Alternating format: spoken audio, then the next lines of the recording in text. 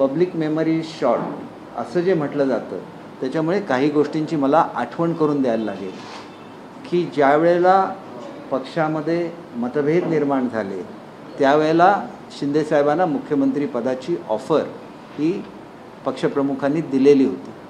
त्यांनी ती स्वीकारली नाही. त्यांनी सुद्धा म्हटलेलं की त्यांच्या डोळ्यामध्ये पाणी आलं कारण ते भावनाप्रधान आहे. कोणी असं म्हणण्याचं कारण नाही की एखाद्या पदासाठी म्हणून एवढा मोठा मनुष्य काही निर्णय घेऊ शकतो. यांनी सांगितलं की तुम्हीच मुख्यमंत्री राहा, परंतु ज्या विचारधारेसाठी महाराष्ट्राच्या जनतेने आपल्याला निवडून दिलेलं आहे त्या जनतेच्या मताचा आदर करा. तुम्ही पुन्हा एकदा युतीचं स्थापना महाराष्ट्रामध्ये करा. आणि ह्याला ज्याला नाकार झाली त्यावेळेलाच पुढचं पाऊल उचललं गेलं. आणि त्याच्यामुळे कुठलाही पक्ष हा त्याच्या विचारधारेवर चालत असतो आणि ती विचारधारा जपणं हे त्याच्या प्रत्येक सदस्याचं काम असतं. आणि म्हणून ती विचारधारा ही काही काँग्रेसची विचारधारा नाही आहे, ती बाळासाहेबांची विचारधारा आहे. युतीची स्थापना हीच मुळात बाळासाहेबांनी ज्यावेळेला केली त्यावेळेला त्यांच्याबरोबर प्रमोद महाजन होते, गोपीनाथ मुंडे होते आणि भारतातली ही सर्वात जुनी युती आहे हे आपण लक्षात घेतलं पाहिजे. आणि महाराष्ट्राचं तत्कालीन सरकार हे जनतेने निवडून आणलेलं आहे. शेवटी लोकशाही हा आपल्या देशाचा आत्मा आहे आणि लोकशाही ही विविध पक्षांच्या माध्यमातून कार्यरत असते आणि त्या त्या पक्षांना स्वतःची विचारधारा आहे आणि प्रत्येकाने आपल्या विचारधारेशी आपलं इमान राखलं पाहिजे. ही वस्तुस्थिती आहे. त्याच्यामुळे एखादा कॉमेडियन काय बोलतो याला मी महत्त्व देत नाही. कायदेशीर प्रक्रिया सुरू झालेली आहे, त्याला अनेक लोक मीडियाच्या माध्यमातून किंवा सोशल मीडियाच्या माध्यमातून येतात आणि हक्कभंगाबद्दल सांगायला लागतात. हक्कभंग हे एवढं मोठं एक अवजार लोकशाहीने दिलेलं आहे की ज्या ठिकाणी ज्युडिशियरी आणि कायदे मंडळामध्ये म्हणजे वाद झाला भारतामध्ये त्यावेळेला राष्ट्रपतींना त्याच्यामध्ये इंटरव्हीन करायला लागलं आणि उच्च अशा न्यायालयीन तज्ज्ञांची म्हणजे ज्याच्यामध्ये सुप्रीम कोर्टाचे जज होते, रिटायर्ड जज होते, त्यांची कमिटी नेमली गेली आणि त्याच्यानंतर हक्कभंगाच्या संदर्भात विचार करत असताना कायदे मंडळ जे आहे आणि आपली न्यायव्यवस्था आहे याच्यामध्ये कशा रीतीचं कोऑर्डिनेशन असावं याच्यावर एक स्वतंत्र पुस्तक आहे. आणि म्हणून मला एवढंच सांगायचं आहे की उठसूट कोणी उठायचं आणि कशी भाषणं करायची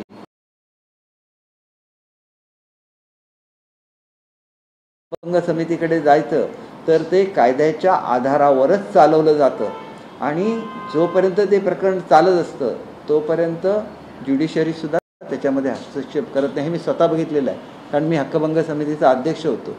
ज्याला अर्णब गोसावींचं प्रकरण होतं आमच्यासमोर त्यावेळेला फार मोठे कायदेशीर तज्ज्ञ हे सुद्धा हायकोर्ट सुप्रीम कोर्टापर्यंत गेले, परंतु याच्यामध्ये कुठेही हस्तक्षेप झाला नाही. आणि त्याच्यामुळे त्याचा आदर प्रत्येकाने ठेवला पाहिजे. काही जे काही नॉर्म्स ठरायचे असतील याच्यामधून मोठं प्रबोधन होईल आणि त्याच्यामधून ठरेल की काय आपण फ्रीडम ऑफ स्पीच आहे ते कुठेपर्यंत वापरावं याच्यावर सुद्धा फार मोठं प्रबोधन होईल आणि त्याच्यातून काहीतरी चांगलं निघेल अशी आपण अपेक्षा करूया. कोणाला तरी भडकवण्यासाठी लोकांच्या भावना प्रक्षुब्ध करण्यासाठी वापरायचं ते माध्यम नाही आहे. त्या माध्यमाचा वापर हा अत्यंत जबाबदारीने झाला पाहिजे. आणि म्हणून मला तुम्हाला सांगायचं आहे की एकनाथ शिंदेजी हे माझंसुद्धा शिवसेनेमधल्या सगळ्या नेत्यांबद्दल आदर आहे, मी नेहमीच आदराने बोललेलो आहोत, परंतु एक असं व्यक्तिमत्व आहे की तिथं केरळमध्ये महाप्रलय आला, एकच मनुष्य भारतातला गेला 80 बसेस भरून डॉक्टर्स आणि सामुग्री घेऊन, ज्यांनी कधीही आपला उल्लेख केला नाही. पण मी एका हॉस्पिटलमध्ये गेलो होतो, तिथं हृदयरोग तज्ज्ञ होते. ते म्हणाले शिंदेसाहेबांच्या दर वाढदिवसाला 100 मुलांची हृदयाची ऑपरेशन्स होतात. ज्या वेळेला इथं महापूर आला आणि त्याच्यामुळे अख्खीच्या अख्खी वाडी ज्याला गाडली गेली त्याला स्वतःची जीवाची पर्वा न करता डेट डोंगर चढून गेले, त्याला एकनाथ शिंदे म्हणतात, त्याला शिवसैनिक म्हणतात. हा बाळासाहेबांनी घडवलेला शिवसैनिक आहे. आणि बाळासाहेबांनी कधी असं म्हटलेलं नव्हतं की माझा मुलगा किंवा माझा नातू महाराष्ट्राचा मुख्यमंत्री होईल. त्यांचं एकच वाक्य होतं की माझा शिवसैनिक हा महाराष्ट्राच्या मुख्यमंत्री पदावर बसेल. आणि म्हणून त्याची अवहेलना ज्या पद्धतीने चाललेली आहे हे खरोखर कुठेतरी मनाला दुःख देणारं आहे. आणि त्याच्यामुळे खरं तर आजचे करंट टॉपिक्स खूप आहेत, परंतु मला जे मनापासून दुःख होत होतं की तुम्हाला एकतर माहिती नाही काय घडलं. माझ्यासारखा मनुष्य ज्याला जातो, मी सुद्धा माझं वय भरपूर आहे, सिनियर आमदार आहे, आणि उद्धव साहेबांना सांगतो की गेलेल्या लोकांना परत बसवून आपण एकत्र बसूया आणि ह्याच्यातून मार्ग काढूया. त्यांचं उत्तर काय होतं, तुम्ही सुद्धा त्यांच्यावर निघून जा. मग मी निघून गेलो, तुझं काय माझा दोष आहे की ह्या सांगण्याचा दोष आहे? नेहमी पक्षप्रमुखांनी आपल्या लोकांवर प्रेम केलं पाहिजे, आपल्या कार्यकर्त्यांना एकत्र ठेवलं पाहिजे. म्हणून एवढी लोक एकनाथ शिंदेसाहेबांबरोबर गेले. एखाद्या मरणाच्या दारावर असताना त्याच्या मदतीसाठी जो हेलिकॉप्टर घेऊन येतो आणि त्याला एअरलिफ्ट करतो आणि त्याचे प्राण वाचवतो, त्या प्राणाची किंमत आहे, तिथं पैशाची किंमत नसते. म्हणून मी आपल्याला सांगतो की अशा लोकांना ज्यावेळेला तुम्ही बदनाम करता त्यावेळेला झालेला उद्रेक त्याचं समर्थन मी करणार नाही, परंतु हा उद्रेक होण्यामागे बोललेले शब्दसुद्धा किती वाईट होते, ते शब्दसुद्धा किती संयमाने वापरले गेले पाहिजे याचा विचार सर्वांनी केला पाहिजे. आणि महाराष्ट्राची परंपरा जपली पाहिजे, कारण ही एक वेगळी सामाजिक क्रांतीची भूमी आहे. भारतामध्ये घडलेल्या क्रांती या महाराष्ट्रातून सुरू झालेल्या आहेत आणि त्याच्यामुळे एखादी जर विचारधारा कोण मोडत असेल तर ते योग्य आहे की अयोग्य आहे याचा विचार झाला पाहिजे. आणि ही विचारधारा एकनाथ शिंदेसाहेबांनी कधीही मोडलेली नाही आहे, काँग्रेसबरोबर कधीही गेलेलं नाही आहे. काँग्रेसचं महात्मा गांधी हे तर मुख्य काँग्रेसचं आत्माच होते. त्यांनी सांगितलेलं होतं की एकदा आपल्याला स्वातंत्र्य मिळाल्यानंतर हा पक्ष बरखास्त करा, कारण त्यांनासुद्धा माहिती होतं की पुढच्या काळामध्ये काय काय होणार आहे. कारण पुढच्या काळात होणारं हे मतासाठीचं राजकारण असणार, हे त्या काळामध्ये महात्मा गांधीजींनी ओळखलेलं होतं. म्हणून त्यांनी म्हटलेलं होतं की काँग्रेस बरखास्त केली पाहिजे. आणि त्याच काँग्रेसच्या वाटेने आपण जायचं की बाळासाहेबांनी सांगितलेलं होतं की ज्या दिवशी माझ्यावर काँग्रेसबरोबर जाण्याचा प्रसंग येईल त्यावेळेला मी माझं दुकान बंद करेन, म्हणजे मी माझी शिवसेना पक्ष माझा मी बरखास्त करून टाकेन. म्हणजे हे जर बाळासाहेब म्हणू शकतात तर मग त्यांच्याच मताची अवहेलना त्यांनी स्थापन केलेल्या पक्षामध्ये कशी होऊ शकते? आणि ज्यांनी इतर लोक जे म्हणतात की बाप वगैरे ह्या जो काय उल्लेख होतो, बाप वगैरे असं आपण म्हणायचं, आपण वडील म्हणतो, परंतु त्यांच्यावर अधिकार कोणाचा होता? त्यांच्यावर अधिकार प्रबोधनकार ठाकरेंचा होता. सर्व पक्षांनी आपापली तत्त्व सोडली आणि संयुक्त महाराष्ट्रासाठी एकत्र झाले. परंतु ज्यावेळेला महाराष्ट्राची निर्मिती झाली, मराठी बोलणाऱ्या महाराष्ट्राची निर्मिती झाली, त्यावेळेला सर्व पक्ष आपापल्या वाटेने गेले. याची जाणीव फक्त प्रबोधनकारांना होते आणि म्हणून त्यांनी सांगितलं की माझं बाळ मी आज महाराष्ट्राच्या झोळीमध्ये टाकलेलं आहे. याचा अर्थ काय होतो की बाळासाहेब महाराष्ट्राचे झाले, ते कुठल्या कुटुंबाचे राहिले नाहीत, ते अख्ख्या महाराष्ट्राचे झाले. मग त्याचा अवमान आपण आपल्या बोलण्यातून करायचा का, आपल्या वाक्यातून करायचा का, हा सगळा प्रश्न असतो. त्याच्यामुळे त्याच्यात अधिक खोलात मी जात नाही. माझं म्हणणं असं आहे की आता हे प्रकरण हे विधिमंडळासमोर गेलेलं आहे, विधिमंडळाने निर्णय द्यायचा. कुठेही विधिमंडळाचं चुकीचं वाटत असेल त्यांना न्यायालयाची दारं उघडी आहेत आणि याच्यामधून जे काही विचार प्रबोधन होईल त्याच्यामधून ठरेल. पण या छोट्याशा गोष्टीचा वापर करून अनेक लोक त्याच शब्दाचा पुन्हा पुन्हा उपचार करून महाराष्ट्रामधलं वातावरण बिघडवण्याचा प्रयत्न करत आहेत. हे मी महाराष्ट्राच्या जनतेला सांगू इच्छितो. आमच्या पक्षाच्या माध्यमातून त्याची नोंद प्रत्येकाने घेतली पाहिजे.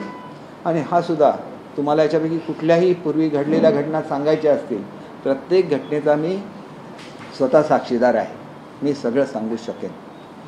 वक्फ बोर्डाच्या संदर्भातला जो विषय आज चालू आहे याच्यामध्ये आमच्या पक्षाची भूमिका स्पष्ट आहे.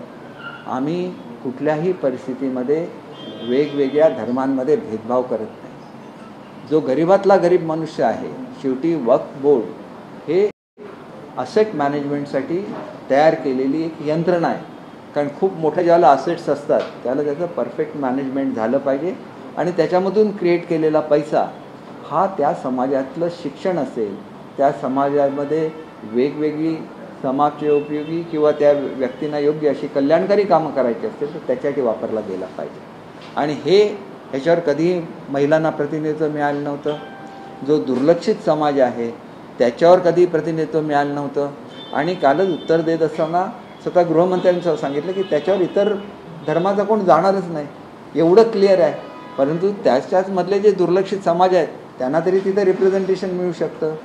आणि म्हणून हा एक चांगला निर्णय अनेक वर्षांनी झालेला आहे की या ज्या काही भारतातल्या आपण जर आपलं डिफेन्स आणि रेल्वेज ही 2 डिपार्टमेंट सोडली तर त्याच्या खालोखाल सगळ्यात जास्त असेट्स या बोर्डाच्या आहेत आणि त्याचा वापर हा मुस्लिम समाजाच्या हितासाठी करण्याच्या दृष्टीने हे विधेयक आहे.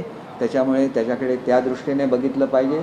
आम्ही समान न्याय सर्वांना देतो. एकपत्नी हे जे काय आपल्यासाठी कंपल्सरी आहे आपण ते स्वीकारलंच ना. तो ज्याला कायदा झाला त्याला हिंदू धर्माने तो स्वीकारला. तसंच मुस्लिम याच्यामध्ये जी तलाक देण्याची पद्धत होती ज्याच्यामध्ये महिलांवर अन्याय होत होता त्याला सुप्रीम कोर्टाने त्याच्यावर निकाल दिलेला होता. परंतु त्या काळामध्ये राजीव गांधी पंतप्रधान होते. त्यांनी सुप्रीम कोर्टाचा तो निकाल मानला नाही. म्हणून मोदी साहेबांनी शेवटी त्या महिलांना न्याय दिला आणि आजसुद्धा महिलांना न्याय देत आहेत. 2 महिला या एवढ्या मोठ्या बोर्डवर येणं हा एक महिलांचा सन्मान आहे. ह्यासुद्धा गोष्टीची प्रत्येकाने जाणीव ठेवली. लोकसभेमध्ये मांडण्यात आलं त्यावेळेस आज पत्रकार परिषदेत म्हणाले की मुस्लिमांचं सगळ्यात जास्त लांबून चलन जे आहे ते काल म्हणजे भाषणं झाली त्यामध्ये करण्यात आलं. खास करून त्यांनी शिवसेनेचा उल्लेख केला. त्यांनी त्यावेळेस विरोध का केला नाही असंही उद्धव ठाकरे म्हणाले. बघा तुम्हाला सुद्धा माहिती आहे की लांगुल चालन सध्या महाराष्ट्रामध्ये कोण करतं आहे आणि जी मतं मिळतात त्याच्यामध्ये ओरिजिनल शिवसेनेची मतं किती आहे. बाळासाहेबांनी या मतासाठी राजकारण केलं असतं का? केलं नसतं. पण उद्धव साहेबांनी केलं ही वस्तुस्थिती आहे. आणि मग त्यांच्या प्रचारामध्ये ही लोक दिसली ज्याने त्यांचा मुंबई हा तर आत्मा आहे शिवसेनेचा. मुंबईच्या बॉम्ब हल्ल्यामध्ये जे आरोपी होते ते प्रचारामध्ये दिसले. याच्यापेक्षा वाईट काय असू शकतं? फतवे निघाले. कोणाच्या बाजूने निघाले? उद्धव साहेबांच्या बाजूने निघाले. ही तर वस्तुस्थिती तुम्हाला सगळ्यांना माहिती आहे. मग ते लालूचंगन केल्याशिवाय निघाले का? मी उद्धव साहेबांचा नेहमी आदर ठेवलेला आहे आणि नेहमी आदराने बोललेलो आहे. पण हे तर तुमच्या डोळ्यासमोर घडतंय ना. त्याच्यामुळे त्यांना असं म्हणण्याचा कुठलाही नैतिक अधिकार नाही असंच मला वाटतं.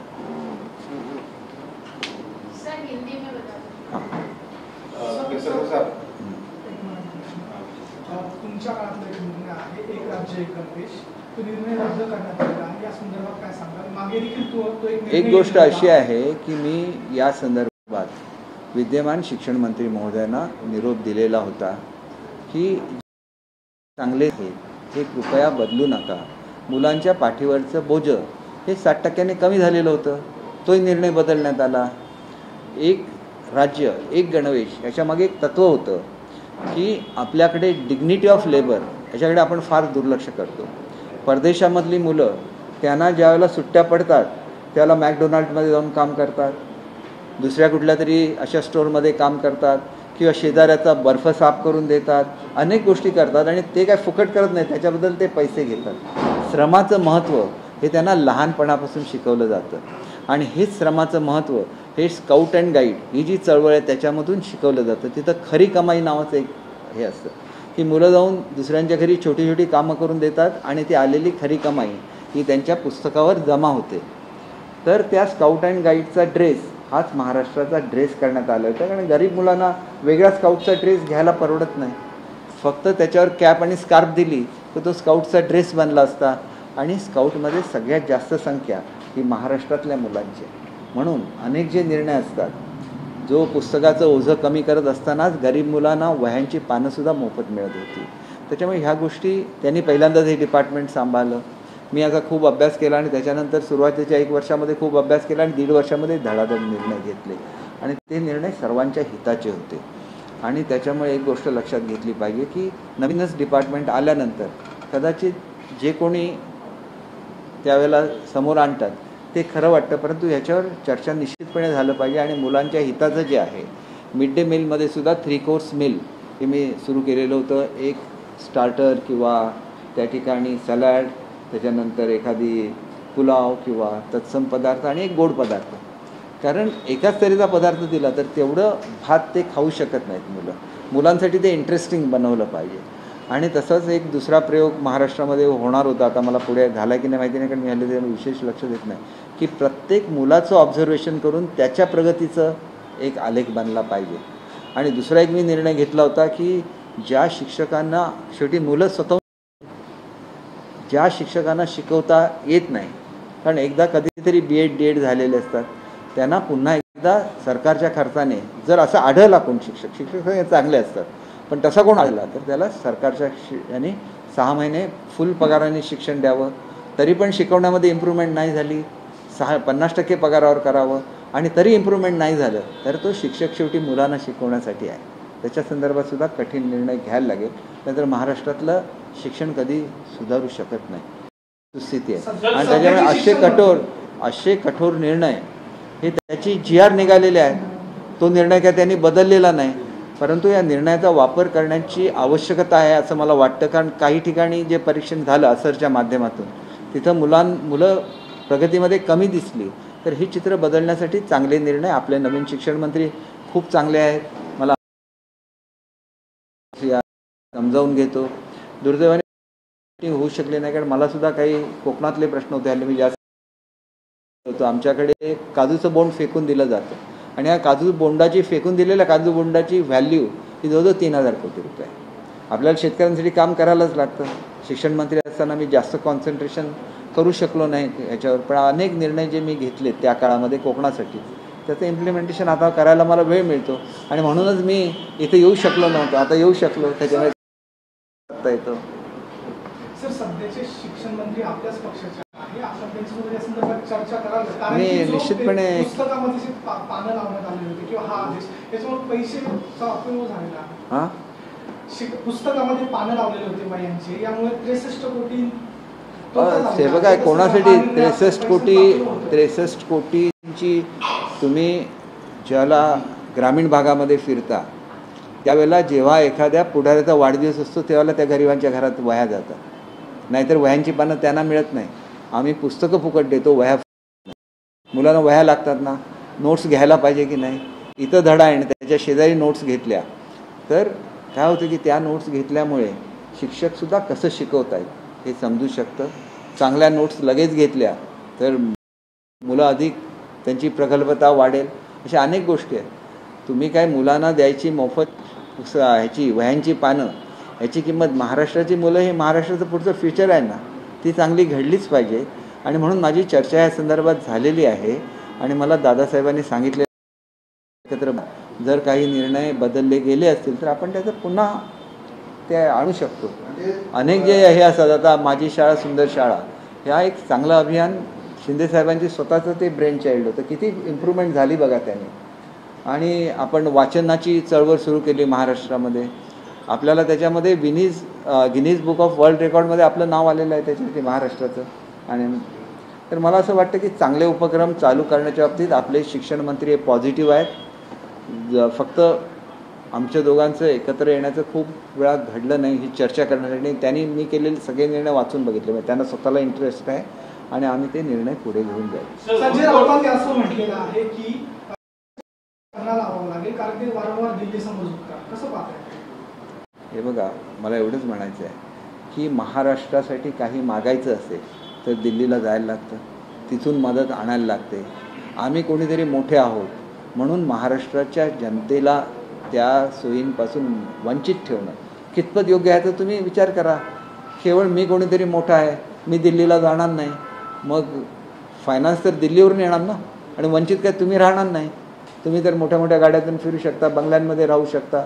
गोरगरीब जनतेचा पैसा आहे तो मागण्यासाठी गेलंच पाहिजे. त्याच्यामध्ये कमीपणा काय आहे? तुमच्या लोकांसाठी तुम्ही जाता, तुम्ही काय स्वतःसाठी मागायला जाता का?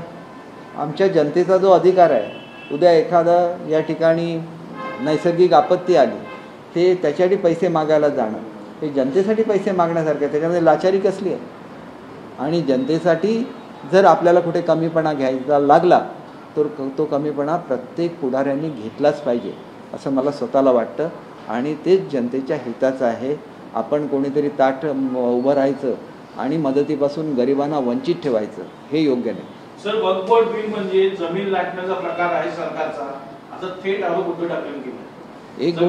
एक गोष्ट अशी आहे की आज सुद्धा त्यांचे अधिकार कायम आहे. पूर्वी इन्स्पेक्शन कोण करायचं? कमिशनर करायचे. आता इन्स्पेक्शन त्या जिल्ह्याचा जिल्हाधिकारी करणार. सगळ्यात जास्त जमिनीचं रेकॉर्ड कोणाकडे असतं? जिल्हाधिकाऱ्याकडे असतं.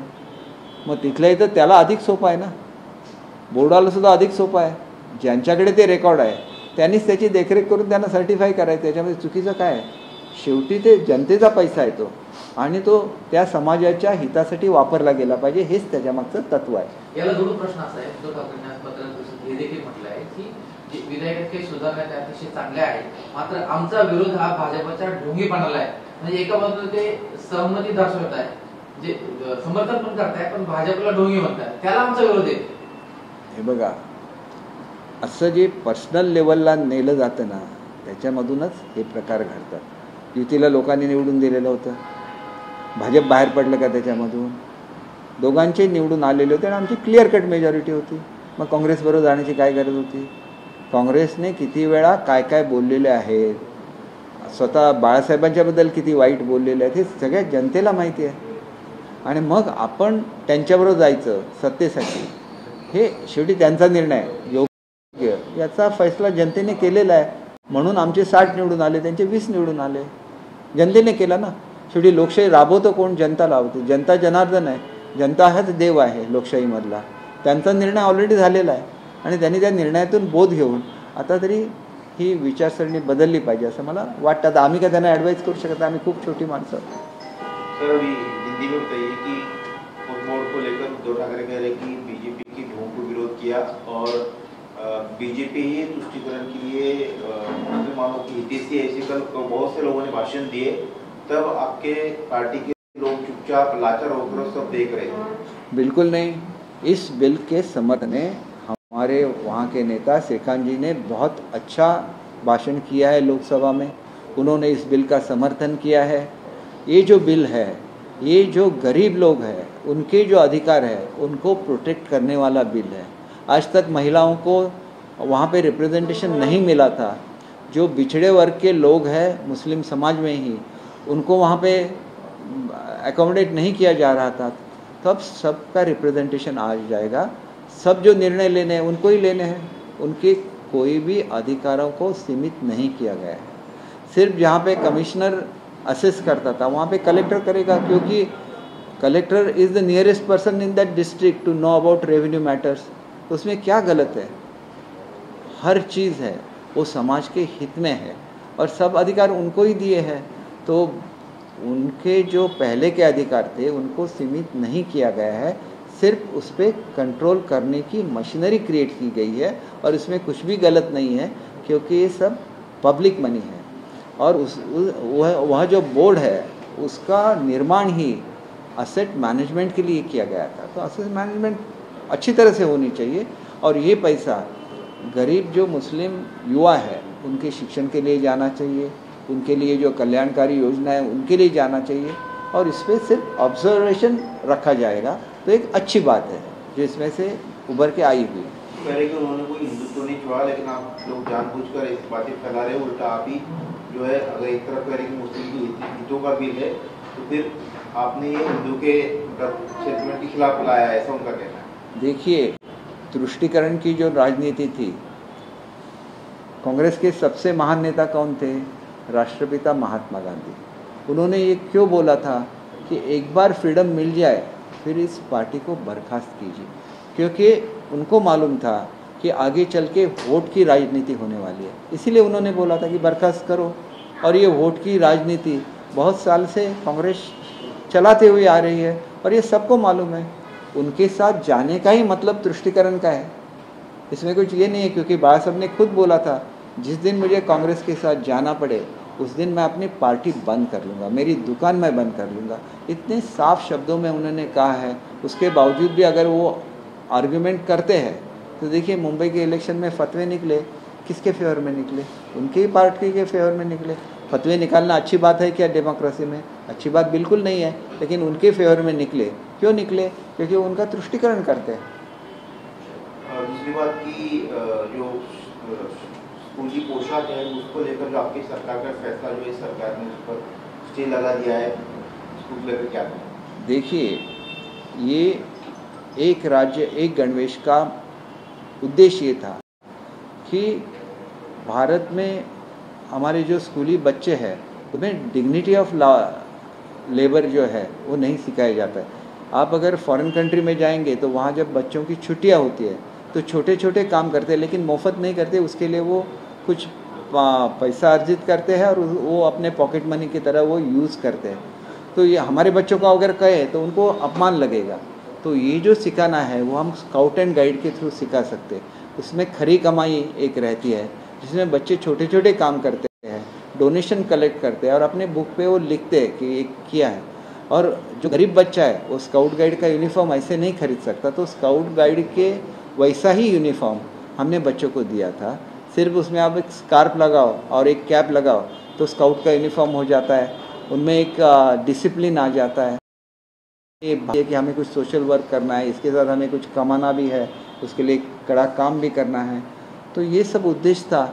ये जब डिसीजन लिए गए तो मेरी भी बात हुई है शिक्षा मंत्री जी से, या तो वो जो हम पन्ने देते थे नोटबुक के वो भी बंद हो गए हैं। एक गरीब जो स्टूडेंट रहता है उसको फ्री में स्कूल की बुक दी जाती है, लेकिन उसको नोटबुक नहीं दी जाती। तो वो इंतज़ार करता रहता है कि कोई सोशल वर्कर का बर्थडे, उस दिन मुझे किताबें बांटी जाएंगी, ये किताबें नहीं नोटबुक्स बांटी जाएंगी, और उस दिन का इंतज़ार करता है। गवर्नमेंट पे पहला अधिकार वो बच्चों का है, उनको भी नोटबुक्स मिलनी चाहिए, और वही भावना थी। तो इसके बारे में शिक्षा मंत्री जी से बात करूँगा। आज का तो पहला ये था कि एक साजिश चल रही है महाराष्ट्र में हमारे नेता आदरणीय एकनाथ शिंदे जी को बदनाम करने की एक साजिश चल रही है, और एक साजिश का ये भाग है कि बुरे शब्दों का इस्तेमाल हो रहा है। उन्होंने कभी भी महाराष्ट्र का मुख्यमंत्री पद नहीं मांगा था। जब ये मतभेद हो गया तो उनको ऑफ़र किया गया था उद्धव जी की तरफ से, मैं स्टेप डाउन होता हूँ, आप मुख्यमंत्री बने। उन्होंने बोला ये बात नहीं है, हर एक पक्ष की विचारधारा रहती है, हमें विचारधारा के साथ रहना है। महाराष्ट्र की जनता ने युति को जीता के दिया है, मतलब शिवसेना भाजपा युति को ये मैंडेट दिया है, तो उसका आप आदर कीजिए। और आप उतना ही उनकी मांग थी, और जो विचारधारा है उसका आदर रखना, जो पब्लिक मैंडेट है उसका आदर करना, इसके लिए गद्दारी जैसे बुरे शब्द यूज़ होते हैं, यही एक ट्रेजेडी है।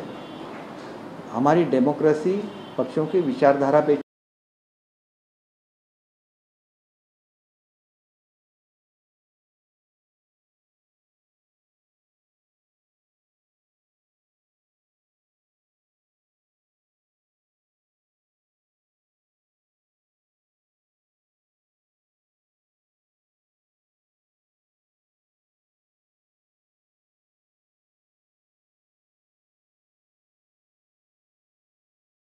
समाज में द्वेष पैदा हो जाता है।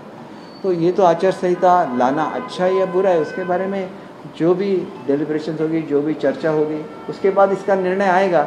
लेकिन आप एक व्यक्ति जो एक ऐसा व्यक्ति है कि जो अपने बारे में कभी भी नहीं सोचता।